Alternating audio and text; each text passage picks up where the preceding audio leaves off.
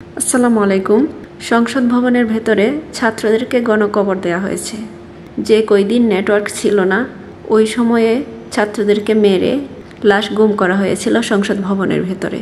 আপাতত দুজনের লাশ পাওয়া গেছে, আরও মাটি খোঁড়া হচ্ছে, আরও অনেকের লাশ পাওয়া যাবে।